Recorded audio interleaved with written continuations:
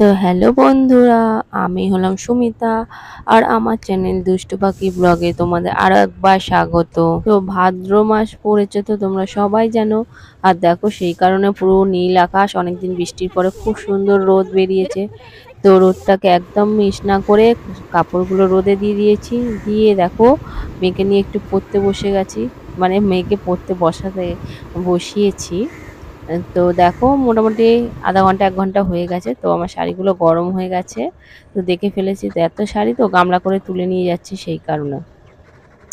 তো অনেক বছর, প্রায় আমি ৮ বছর পরে বোধহয় আলমারি থেকে শাড়িগুলো বার করে রোদে দিলাম।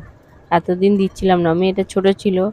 আর তার আগে ওই নিচ থেকে, উপরতলায় থাকতাম না, নিচ থেকে এনে উপরে দেয়া খুব সমস্যা। তো এই ফাইনালি মোটামুটি ৭-৮ বছর পরে রোদে দিলাম শাড়িগুলো। আর একটা একটা করে শাড়ি গামলা ভরে ভরে নিয়ে যাচ্ছি, নিয়ে গিয়ে বিছানার উপর রাখছি, সেটা দেখাচ্ছি তোমাদের একটু পরে। তো এখন তো খুবই গরম হয়ে গেছে, শাড়িগুলো তোলা যাবে না। তো ঠান্ডা করার জন্য এখন বিছানার উপর সাজিয়ে রাখছি। আর দেখো মশারিও কেচে ফেলেছি, মশারি টাঙায় না, তবু বাইরে থাকার কারণে নোংরা জমেছে, তো ভাবছি মশারিটা কেচে দিয়েছি, এবারে প্যাক করে রেখে দেবো। আর আমার এমনি বাড়ির ডেলি ওয়্যারগুলো শুকিয়ে কটকট হয়ে গেছে। আর ব্লাউজ দেখো, শাড়ি পরি না অথচ ব্লাউজে এক গামলা হয়ে গেছে নেই নেই করে। তো চাদরটাতে করে শাড়িটা দিয়েছিলাম ছাদে, তো শাড়ির চাদরটা বাথরুমে রেখে দিলাম, তো কালকে সকালে আবার দেবো। তো এখন মোটামুটি ১১টা, সাড়ে ১১টা বাজে, সাড়ে ১১টা হবে হয়তো। তো সব জামা কাপড় তুলে ফেলেছি। দেখো এই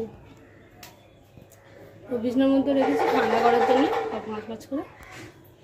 আর এই যে কামলা ব্লাউজ, এইগুলো ডেলি ওয়্যার, তো তুলে ফেলেছি। এইগুলো দুপুরবেলা এখন রান্না করতে যাবো, অনেকটা দেরি হয়ে গেছে। তো ওটা দুপুরবেলা এসে কাজ করবো। চলো রান্না করে আসি। ও তো এখন ঘড়ির কাঁটায় ৩টে বাজতে ঠিক ৫ মিনিট বাকি আছে। লাইটের জন্য দেখা যাচ্ছে না, এই ঘড়িটা তো দেখা যেতে পারে। এই দেখো, দেখেছো? আর এই যে হাফ বিছনা জোড়া শাড়ি, আর ওদিকে তো গামলাই রয়েছে। আর এই যে না, বসো না, কি বসো। তো এখন একটু শোবো, মেয়ে স্কুল আছে, স্কুল থেকে এসে আর একটু কাজ করবো। চলো টাটা।